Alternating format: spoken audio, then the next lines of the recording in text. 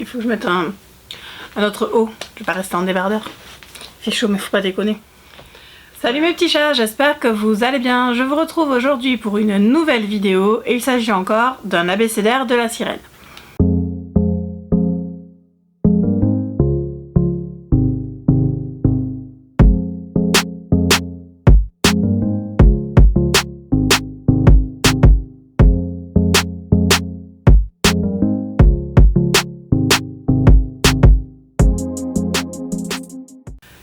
Donc comme je vous le disais en introduction, il s'agit encore d'un abécédaire de la sirène et aujourd'hui ça va être la lettre M comme mature. Comme à chaque fois que je prépare une vidéo, enfin que je tourne une vidéo de l'abécédaire, sachant que je vais en tourner 3 aujourd'hui, c'est pas préparé, mais alors pas du tout, parce que en gros je regarde ce que j'ai prévu et je prends la lettre qui est liée à un thème dont j'ai envie plus ou moins de vous parler.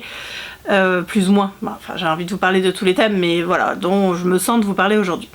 Du coup, pourquoi M comme mature? Tout simplement parce que quand j'ai commencé à lire du MM en 2015, j'avais 34 ans. Ce qui n'est pas spécialement jeune.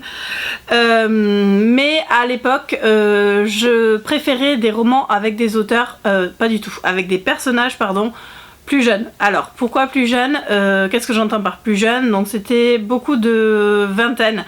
Je lisais pas mal de New Adult en MF avant de commencer le MM, donc c'était une tranche d'âge qui m'intéressait et j'aimais bien avoir des personnages de cette tranche d'âge là.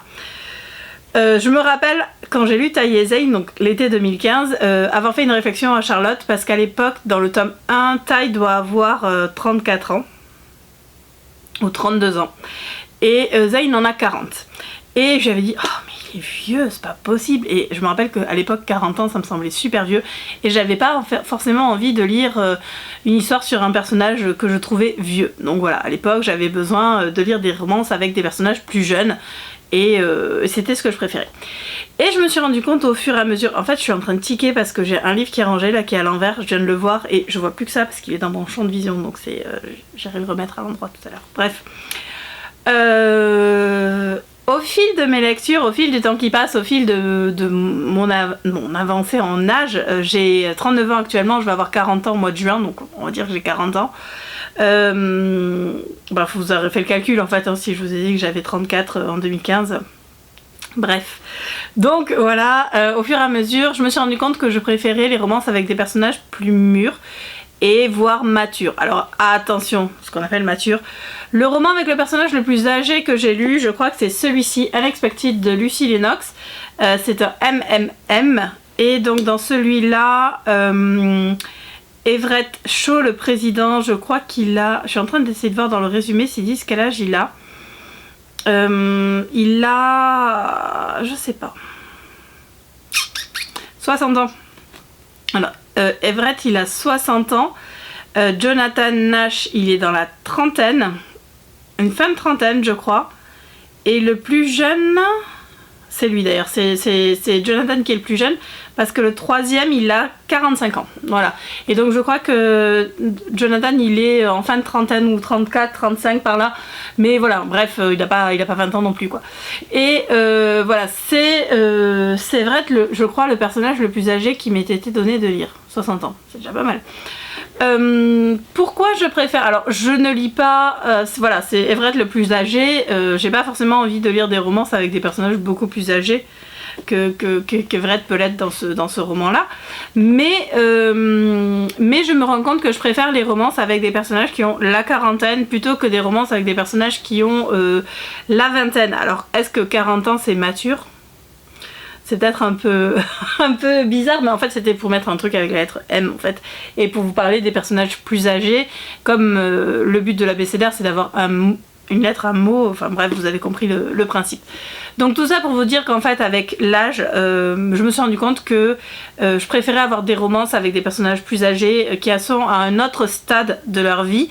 Je trouve toujours très intéressant les romans young adultes. L'adolescence c'est une période qui me fascine. Et j'ai d'ailleurs la fille de ma meilleure amie qui est en pleine adolescence et je trouve ça hyper intéressant de voir en fait les enfants traverser cette phase. Je me rappelle encore de la mienne et en fait ouais, l'adolescence ça reste une phase qui m'a toujours fascinée, donc les romans young adultes me plaisent toujours parce que c'est une période de la vie qui m'intéresse. La vingtaine m'intéresse beaucoup moins, je trouve les vingtenaires, ça se dit, un peu con. Enfin bref, c'est vraiment pas une période qui m'intéresse. Donc je lis beaucoup moins de young adultes, mais j'avoue que les romances avec des personnages voilà, qui vont vers leur quarantaine, qui vont vers une deuxième vie entre guillemets, parce que on a tendance en général à 20 ans à se caser et puis à 40 ans soit être séparés, soit avoir avancé dans la vie et on n'a pas les mêmes attentes en fait à 40 ans qu'à 20 ans et du coup c'est cette période là, cette phase de cette deuxième vie en fait qui m'intéresse dans les romans et que j'aime cette maturité en fait qu'on peut avoir ou pas hein, à 40 ans qui m'intéresse et que j'ai envie de lire en fait et que j'ai envie de retrouver dans les romances que je lis. Alors 40 ou 30 hein, on ne voit pas non plus mais disons que cette période où on est un peu plus établi, où on est un peu plus professionnellement, où on sait un peu plus où on va, où on a des enfants ou pas, bref c'est vraiment cette période là et ces personnages là avec leur expérience, leur bagage qui m'intéressent et que j'ai envie de lire en fait dans les romances que je lis.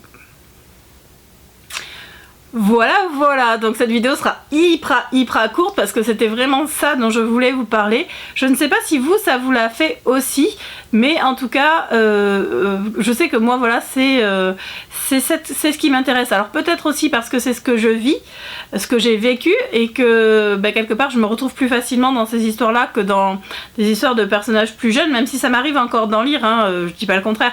Mais c'est vrai que j'apprécie beaucoup plus, je suis en train de penser aux romans que j'aime beaucoup, aux dernières lectures que j'ai pu faire, et effectivement les personnages ont la quarantaine et c'est quelque chose que j'aime bien en fait, même si des personnages plus jeunes me plaisent toujours. Voilà, j'aime bien avoir ce bagage qu'apporte la vie en fait quand on avance en âge, et c'est quelque chose que je trouve super intéressant dans mes lectures. Voilà mes petits chats, n'hésitez pas à me dire en commentaire si vous aussi vous êtes dans des lectures en adéquation entre guillemets avec votre âge ou votre expérience ou pas du tout, ce que vous plaisez, si ça vous attire, si au contraire vous préférez les romances uniquement avec des personnages très jeunes. Bref, dites-moi tout et voilà, n'hésitez pas à me dire votre avis. Et j'ai l'impression que ça fait 15 fois que je vous dis la même chose. Du coup je vais m'arrêter là.